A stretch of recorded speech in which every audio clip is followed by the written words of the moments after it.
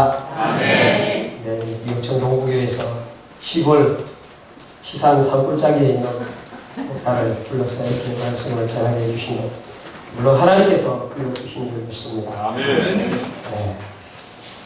불러주신 목사님과 또 당회와 청년부에게 더 감사드립니다. 청년이라고 할 때 청년부 헌신에게 설교를 부탁을 받고 어떤 말씀을 전해야 될까 참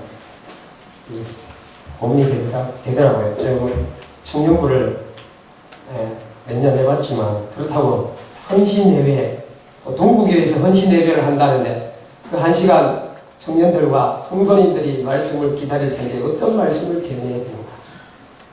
기도 가운데 오늘 이 본문의 말씀을 가지고 전해야 되겠다. 하나님이 그런 마음을 주셨습니다.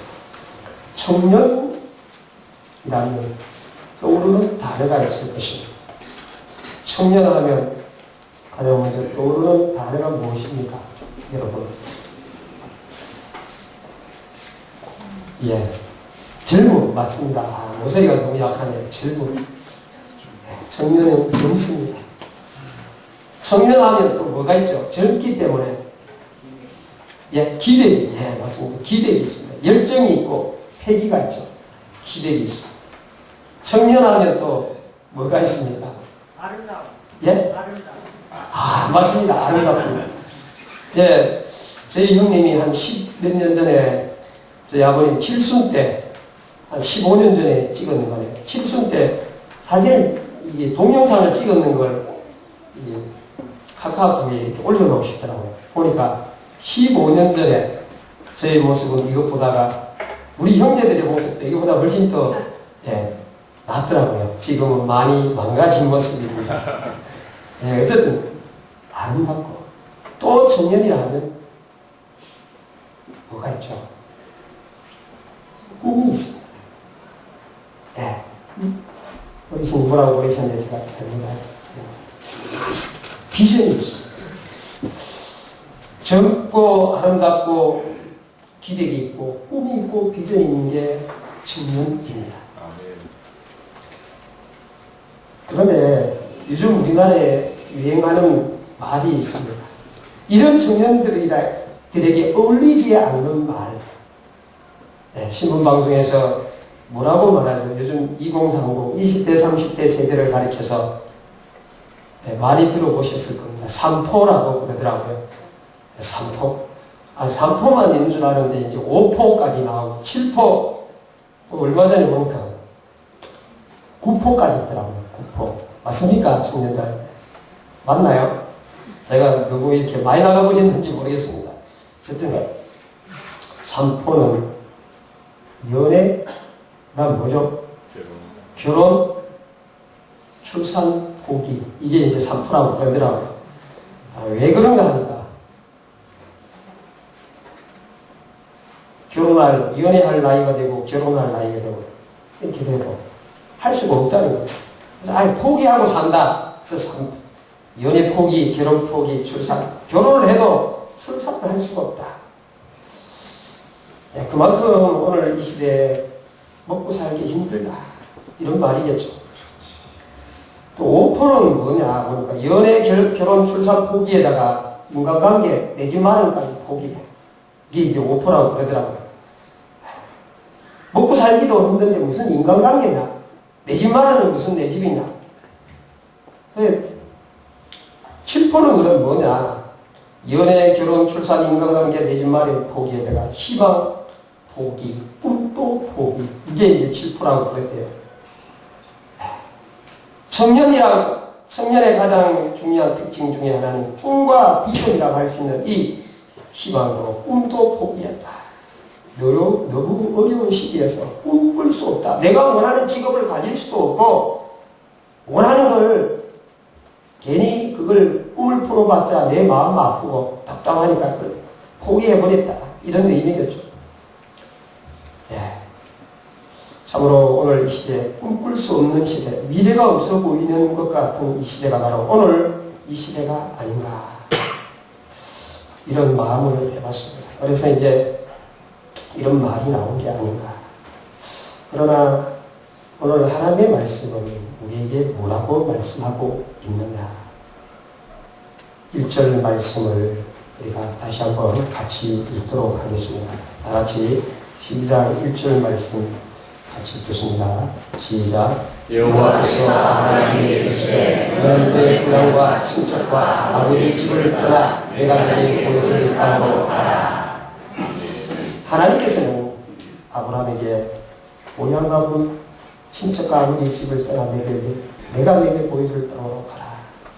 근데 이게 말씀을 들어보면 알겠지만 이것은 바로 이런 내용입니다. 절대 절망은 절대 소망으로 이끈다. 우리 말씀 같이 한번 따라해 볼까요? 절대 절망은 절대 소망으로 이끈다. 지금부터 4,000년 전 사회는 시족과 부족이 중심이 된 사회였습니다. 따라서 그런 사회 속에서는 고향은 부족, 시족이 모여 삽니다. 한 개인의 삶을 유지하게 하는 근본적인特征과 같죠. 친척은 적들로부터 나의 안전을 보장받을 수 있는 사회 안전망이 친척이었습니다. 아버지 집은 개인의 정체성입니다. 그래서 항상 보면 누구의 아들 누구 이렇게 말을 밝히지 자신의 이름 앞에 항상 아버지의 이름을 밝힙니다. 그러니까 한 개인의 정체성은 아버지로부터 출발한다는 것입니다. 이런 상황에서 주어진 것이 바로 창세기 12장 1절의 말씀입니다. 한마디로 한 개인의 성공과 안전과 삶을 지탱해주는 근간이 되는 고향, 친척 그리고 아버지 집을 떠나라는 말입니다. 아브라함이 이 말씀을 따르기에는 너무도 많은 추료를 감내해야 됩니다. 고향을 버린다는 것은 개인의 삶을 유지해주는 근본 터전을 떠나야 되는 것, 친척을 떠난다는 것은 자기를 지켜줄 보호막을 보호 울타리를 걷어치우는 것입니다. 아버지 집을 떠난다는 것은 자기 삶의 정체성을 이걸 삶의 개인의 이 정체성이 되는 근간이 되는 그 삶의 터전을 떠나버린다는 것을 말하는 것입니다. 만약에 아브라함이 평범한 가정을 꾸리고 살았다면 이 말은 아브라함에게 불가능한 하나님의 명령이었는지 모릅니다. 아브라함에게는 아픔이 있었습니다. 창세기 11장 30절 말씀으로 가도록 하겠습니다. 창세기 11장 30절 말씀 다 같이 우리 청년들이 한번 큰 목소리로 읽어주시기 바랍니다. 시작.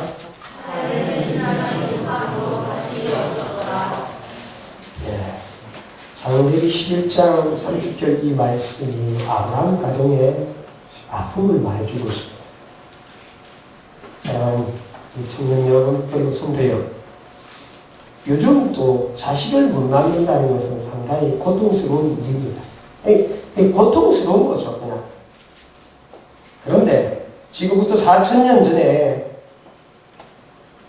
자식을 못 낳는다는 것은 그냥 지금 현재 우리가 느끼는 그 고통스러운 것과는 상황이 완전히 다릅니다. 특별히 자식을 지금 낳지 못하고 있는 이상 임신하지 못하고 자식이 없었다.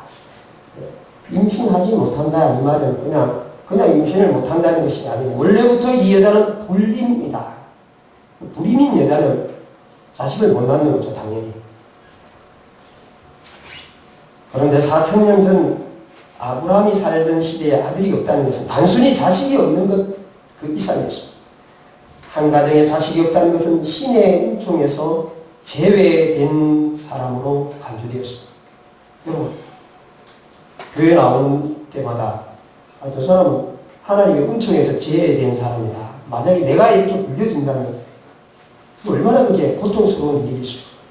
아브라함의 가정이 바로 그런 상황이었다는 것입니다. 신의 은총에서 제외된 사람, 다시 말해 신에게 버림받은 사람, 다른 말로 하면 이 사람은 미래가 없는 것입니다. 꿈, 희망 다 포기해야 되는 사람이 바로 아브라함이었다는 것입니다. 이게 이제 4,000년 전 그 시대 상황 속에서의 아브라함의 가정에 자녀가 없다는 이 짧은 한마디가 그걸 우리에게 말해주고 있는 것입니다. 이게 바로 아브라함의 가정의 운명이었습니다. 소망을 품을 수 없는 가정이 바로 아브라함이었던 거죠. 자, 이런 상황에서 주어진 말씀이 바로 12장 1절입니다. 다시 한번 우리가 12장 1절로 돌아와서 우리가 말씀을 다시 한번 큰 목소리로 읽어보도록 하겠습니다. 시작. 여호와께서 아브라함에게 이르시되 너는 너의 고향과 친척과 아버지의 집을 떠나 내가 내게 보여줄 땅으로 가라. 미래가 없는 사람. 여러분,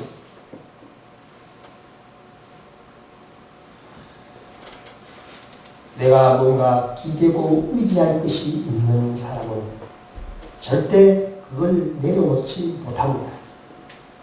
내가 부릴 있으면 그거 붙잡지 하나님을 붙잡지 않습니다. 그렇지 않습니까?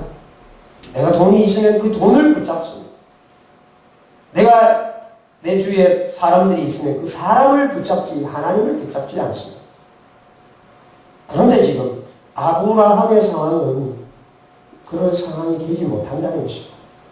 고향에 있어봤자 더 이상 고향과 친척과 아버지 집이 그의 삶을 미래를 보장해 주지 못한다는 것입니다. 왜? 그에게는 미래가 없기 때문입니다. 바로 이런 상황에서 아브라함에게 주어진 말씀이 창세기 12장 1절인 것입니다. 절망의 끝자락까지 가버린 이 아브라함의 가정에게 이 말씀이 들려지고 있습니다. 여러분, 이게 아브라함에게는 복음으로 들려진 것입니다. 할렐루야. 꿈꿀 수 없는 상황. 오늘 이 시대의 젊은이들이 꿈꿀 수 없다. 이렇게 말하지만 바로 그 상황이 하나님의 놀라운 소망의 부르심을 받을 수 있는 가장 좋은 시간이요. 때라는 것입니다. 할렐루야. 아멘. 왜 하나님께서는 이 아브라함을 부르십니까? 바로 이것입니다. 더 이상 꿈꿀 수 없고 더 이상 미래를 바라볼 수 없기에 더 이상 기댈 것도 없고 부빌 것도 없고 의지할 것도 없기 때문에 하나님은 그를 부르셨던 거죠. 하나님은 시대마다 사람들을 부르고 있습니다. 근데 부르는데 그 부름을 누군가는 그 하나님의 부름의 소망을 듣고 깨닫는 사람이 있는가? 하나님이 말씀하셔도 그것은 나와 상관없는 이야기로 그냥 흘려보내는 사람이 있습니다. 왜 그러냐? 절망의 끝자락까지 가보지 못했기 때문입니다.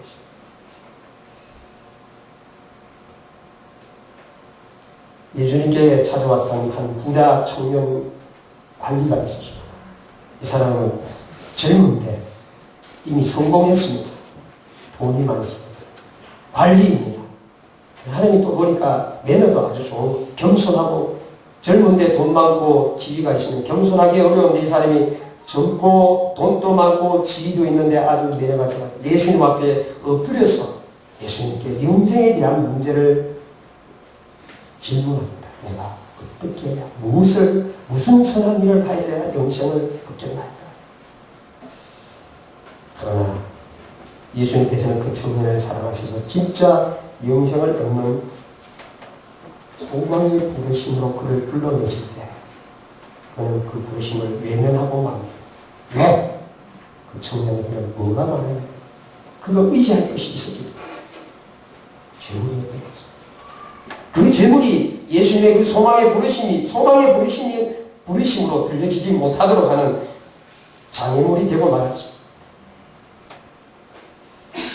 아브라함은 더 이상 소망을 가질 수 없었기에 다른 사람들이 자신을 지켜주고 성공시켜줄 안전만 되지 못했기에 그것을 훌훌 털어버릴 수 있게 된 것입니다. 하나님은 그 아브라함이 하나님의 부르심에 대해서 그것을 소망의 부르심으로 받아들이게 된 것입니다. 하나님의 부르심은 그것을 소망의 부르심으로 복음으로 받아들인 자에게만 그것이 소망의 부르심이 되는 줄 믿습니다. 장애인으로서 한국인 최초로 미국 대학교 교수가 된 차인홍이라는 교수님이 있습니다. 제가 얼마 전에 이제 이분에 대해서 그 전에 이제 몇 번 들었는데 별로 관심을 안 가졌는데 우연히 이분에 대한 이분을 검색해 보니까 영상이 있더라고요. 이렇게 보면서 좀 몇 개를 봤는데 그가 이런 말을 하시더라고요. 장애인 축복이다. 이분이 걷지 못합니다. 어릴 때 2살 때 소아마비를 알아서 휠체어를 타고 다닙니다.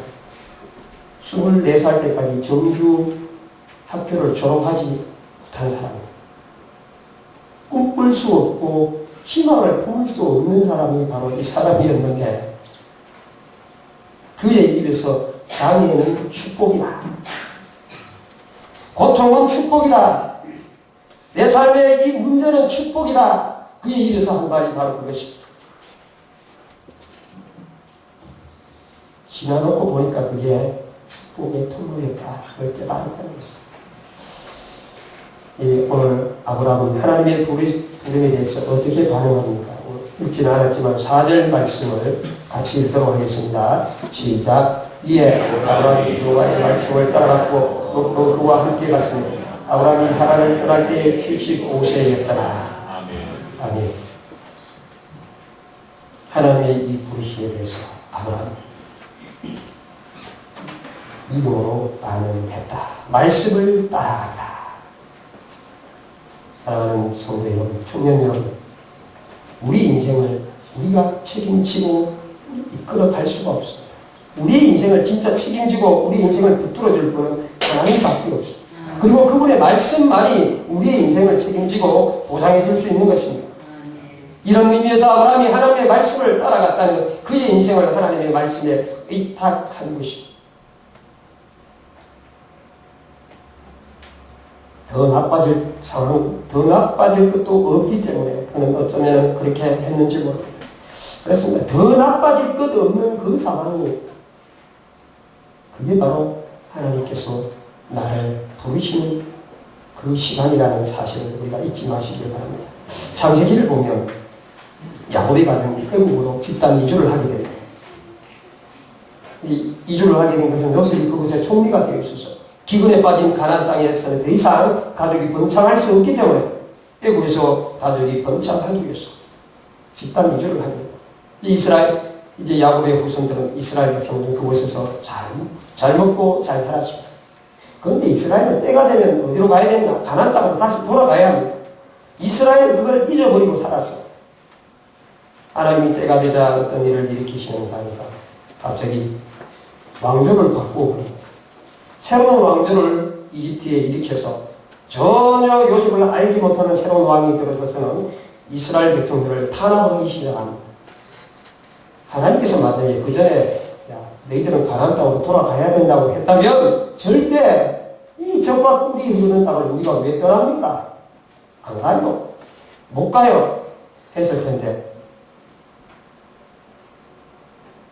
새로운 왕조가 들어서서 이스라엘 백성들을 거의 반 죽여놓죠. 나중에는 안 되니까 아무리 이렇게 압제를 해도 안 되니까 남자아이가 태어나면 다 죽이도록 만듭니다. 이 정도 되니까 하나님께서 하나님의 사람 모세를 보내셔서 하나님께서 나를 보내셔서 여러분을 가나안 땅으로 인도하라고 말씀하십니다. 여러분, 그때 이스라엘은 이 모세의 인도를 따라 가나안 땅으로 가게 됩니다. 가나안 땅으로 가지 않고는 살 수 없는 상황을 하나님 만들어 놓고 오늘 하나님께서는 아브라함을 하나님의 말씀에 자신의 인생을 온전히 의탁하지 않고는 안 되는 상황을 만들어 놓고 이렇게 이끌어가는 것입니다. 막다른 골목, 절망의 끝자락에 몰렸습니다. 바로 그것이 하나님의 은혜고 바로 그것이 절망에 넘어 하나님의 소망에 부르심이 있는 시간이라는 사실을 잊지 마시기를 예수님의 이름으로 축복합니다. 아멘. 고통 속에는 하나님의 계획이 있습니다. 의미 없는 고통은 하나도 없습니다. 절망이라는 고통 속에 반드시 하나님의 계획이 있고 뜻이 숨겨져 있는 것입니다. 하나님은 아브라함에게 왜 이 절망스러운 고통을 허락하셨습니까? 2절 말씀으로 돌아가겠습니다. 2절 말씀을 우리 청년들이 큰 목소리로 읽어주시기 바랍니다. 시작.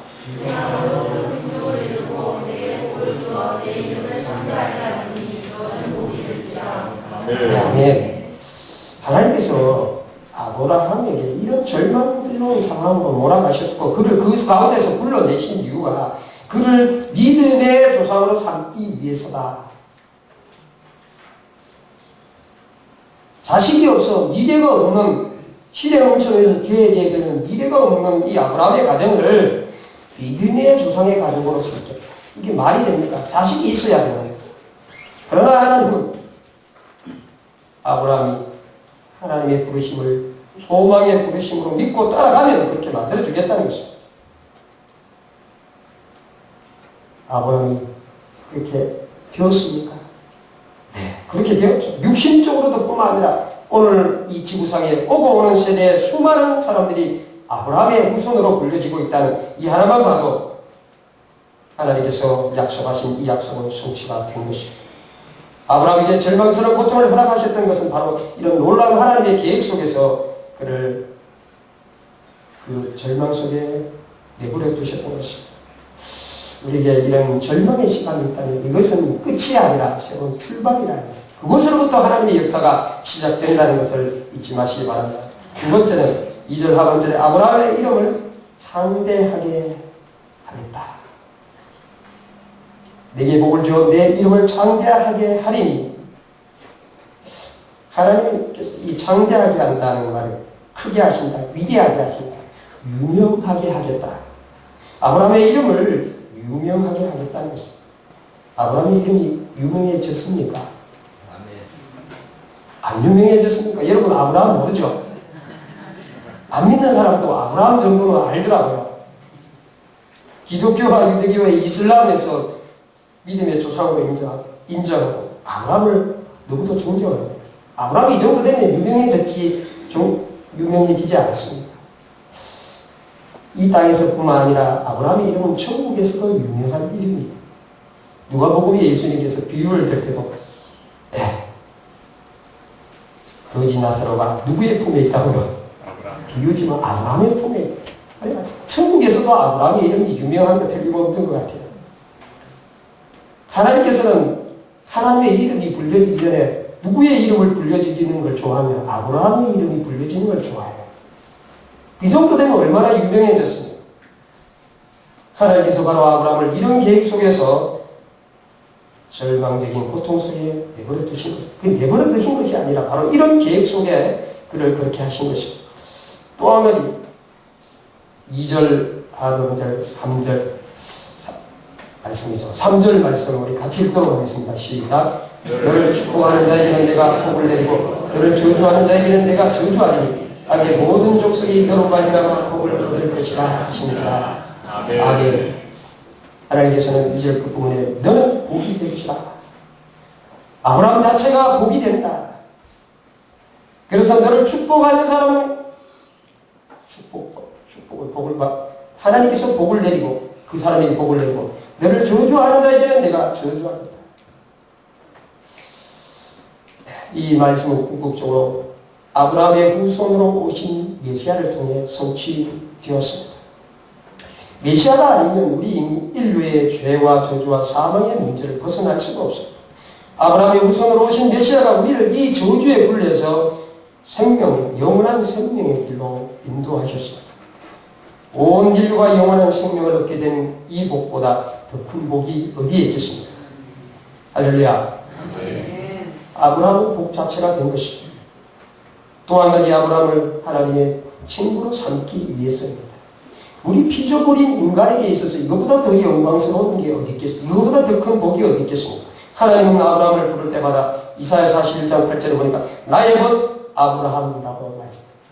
아브라함의 친구다. 나의 친구다. 야고보 2장 23절에도 그는 하나님의 벗이라 칭함을 받았노라. 말만 그렇게 한 것이 아니라 하나님께서 아브라함을 친구로 인정했다는 것을 창세기 18장 17절을 보면 분명히 알 수 있습니다. 우리 청년회장 18장 17절을 찾아서 읽어주시기 바랍니다. 18장 17절 말씀.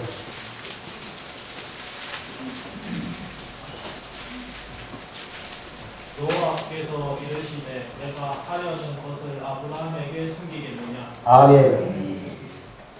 하나님께서 아브라함을 친구로 생각하니까 하나님이 하시려고 하는 걸 여러분 청년들이니까 알죠. 자기 계획을 부모님에게 먼저 알리는 사람도 있겠지만 대체로 누구에게 먼저 알리죠? 친구에게 이야기합니다. 하나님이 아브라함을 자신의 친구로 삼아주셨습니다. 우리 인간에게 이거보다 더 된 것은 없는 줄 압니다. 하나님께서는 아브라함을 너무 좋아하다 보니까 지금 아브라함을 어디 데려가셨는가요? 천국에 데려가셔서 물론 죽었지만 죽은 것이 아니라 살아있다. 천국에 지금 살아있는데 하나님이 그를 친구 삼으셔서 데리고 가버리셨어요. 이 이야기는 아브라함의 이야기가 아니라 바로 오늘 우리의 이야기입니다. 성경은 그냥 수천 년 전에 그때 살던 사람의 이야기를 하기 위해서가 아니라 오늘 이 시대를 살아가는 바로 우리의 이야기를 하기 위해서 기록했던 줄 믿습니다. 바로 이 이야기는 저와 여러분의 이야기, 오늘 여기 계신 청년들의 이야기라는 것입니다. 하나님께서는 우리를 위한 이런 놀라운 소망의 부르심을 준비하고 있다는 것입니다. 그런데 이런 놀라운 이 놀라운 소망의 부르심을, 이 부르심이 우리의 것이 되기 위해서는 먼저 아브라함에게 해야 할 행동이 무엇이었습니까? 그가 떠나야 할 것, 버려야 할 것이 있었다. 아브라함에게는 그것이 고향이었고 친척이었고 아버지 집이었습니다. 그렇다면 오늘 이 창세기 12장이 나의 말씀이 되기 위해서는 내가 떠나야 할 것, 내가 버려야 할 것은 무엇이냐는 것입니다. 저희 이야기를 잠깐 해서 죄송합니다. 제 인생에 제가 인생을 살아오면서 삶의 터닝포인트가 몇 번 있었습니다. 저희 어머니가 초등학교 4학년 때 돌아가셨습니다. 이건 이제 경험해 본 사람이 이 한마디가 뭘 의미하는지 거기에 함축되어 있습니다. 엄마 돌아가셨겠는데 이게 아니라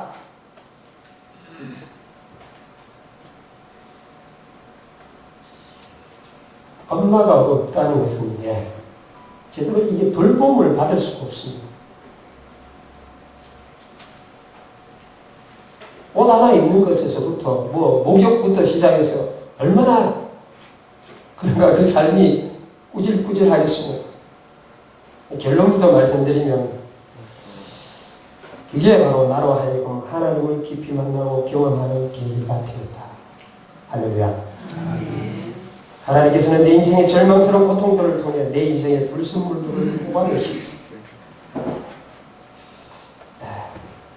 어머니가 죽은 이후에 우리 집안이 다 기울어졌기 때문에 내가 의지할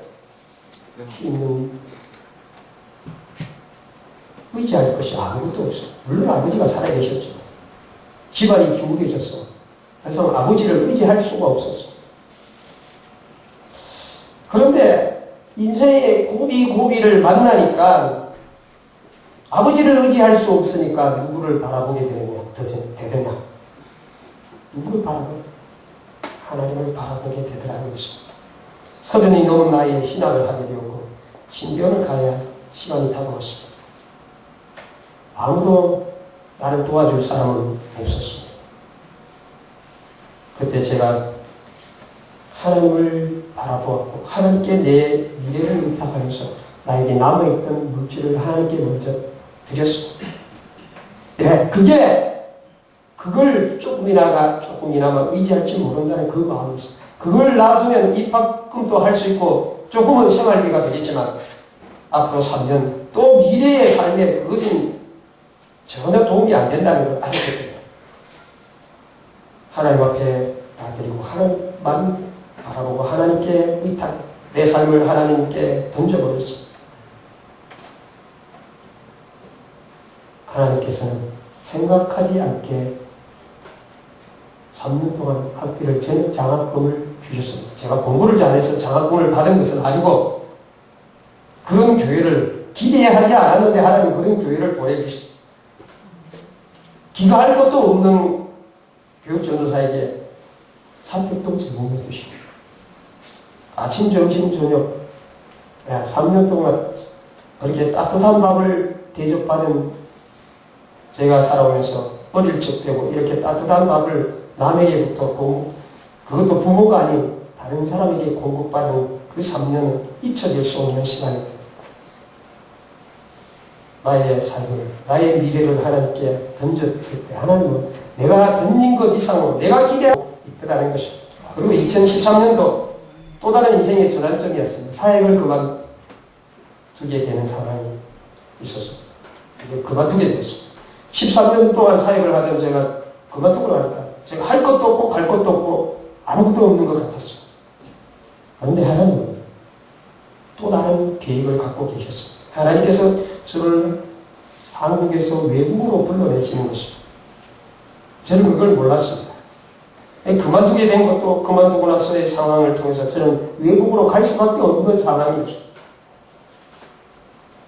한 번도 나가본 적이 없지만 저는 외국으로 의지할 것, 도움을 구할 것도 없이 오직 하나님만 바라볼 수밖에 없는 상황이에요. 하나님만 바라보고 아는 사람도 아무도 없습니다. 외국인은 뭐 터가 잡혀 있는 것도 아니고 갖고 있는 그러는 동안에 갖고 있던 자동차도 또 조금 남은 물질도 또 하나님께 드려버렸어요. 왜? 하나님이 지켜주지 않으면 안 되기 때문에. 내가 할 수 있는 것은 그것 말고 아무것도 없었기 때문에 그렇게 했어요. 하나님은 새로운 환경 속에서 중국이라는 땅을 품고 그곳에 있는 영혼들을 위해 기도하게 하시고, 하나님은 선교에 대한 새로운 눈을 뜨게 하시고, 한국에 있든지 어디에 있든지 선교에 대한 마인드를 가져야 된다. 이 분명한 눈을 뜨게 하시고, 저는 중국에 남아있어야 했지만 하나님은 또다시 내가 생각하는 그 이상을 준비하고 계셨습니다. 한국으로 불러드리죠. 그리고 제가 작년에 결혼했습니다. 할렐루야. 결혼도 저는 포기했습니다. 진짜 3포 세대입니다. 3포 포기했다. 근데 내가 포기했다고 하나님이 포기 안 하니까 되더라고요. 할렐루야. 제가 하는 말은 가장 절망적인 상황 속에서 누구를 의지하고 누구를 바라보는 거예요. 하나님은 끌어들이 있다고 하나님께 인생을 던져버리면 거기에 하나님의 인도하심이 있다는 것입니다.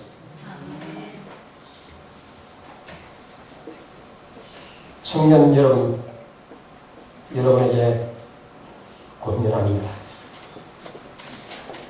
하나님은 여러분을 이 시대의 아브라함으로 부르신 줄 믿습니다. 믿습니까? 그렇다면 여러분이 이 시대의 아브라함으로 세워지기 위해서 여러분이 내려놓아야 될 것은 무엇입니까? 그걸 한번 생각해 보시기 바랍니다. 그걸 붙들고 있으면 하나님의 소망의 부르심은 여러분에게 다가오지 않습니다.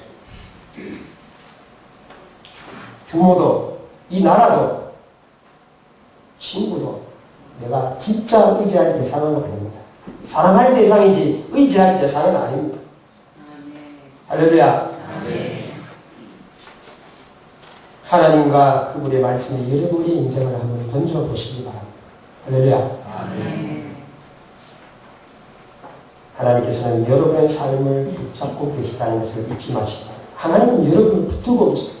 여러분을 사랑하고 계시며 여러분을 향한 이 시대의 아브라함으로 삼기 위한 하나님의 계획을 준비하고 있습니다.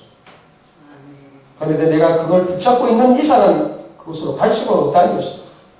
여러분을 만약에 부모님이 고등학교 혹은 대학교를 졸업시켜 주셨다면 고면은 따르겠습니다. 여러분이 독립해야 됩니다. 마음으로부터 독립해, 집을 꼭 떠나라는 말이 아니라 부모로부터 여러분 독립하시기 바랍니다. 할렐루야. 이게 좀 별로 마음에 안 드는 말인지 모르겠습니다. 독립해야 됩니다. 저는 뭐 어려서 독립하도록 하나님이 그렇게 했기 때문에 어쩌면 그게 복인지 모르겠습니다. 그러나 여러분이 그 부모님을 의지하고 부모님께 의탁하는 이상은 하나님의 역사가 여러분의 삶에 임하지 않습니다. 할렐루야. 또 한 가지는 독립한다는 것, 생활자금, 사업자금 부모님께 손 벌리지 마시기 바랍니다. 하나님은 굶겨 죽이지 않습니다. 그리고 하나님은 부모가 아닌 하나님이 여러분의 인생을 이끌어 가십니다. 할렐루야. 하나님이 여러분의 인생을 이끌어 가도록 해야지 왜 부모님이 내 인생을 책임지냐고 내 인생을 이끌어 가게 하는지. 부모가 되신 성도님들에게 권면합니다. 자식을 사랑한다면 여러분이 자녀들을 주장하려고 하지 마시기 바랍니다. 자녀는 여러분의 것이 아니라 하나님의 것입니다. 할렐루야. 그렇다면 하나님께 자녀를 맡겨야 되는 것입니다. 우리가 자녀를 책임지려고 하는 이상 그 자녀는 하나님의 삶의 하나님의 역사를 경험할 수가 없어. 끝까지 내가 그 자녀를 언제까지 책임지겠어? 자녀들이 장성에서까지 책임지려고 하는 그것이 하나님을 믿지 못하는 것이다. 하나님의 역사를, 자녀의 삶에 하나님의 역사를 가로막는 장이라는 것을 기억하면서 우리가 진짜 자녀를 사랑하고 자녀의 미래를 걱정한다면 주님께 의탁할 수 있기를 예수님의 이름으로 간절히 축복합니다. 아멘. 기도하겠습니다. 사랑과 은혜가 풍성하신 주님, 저희만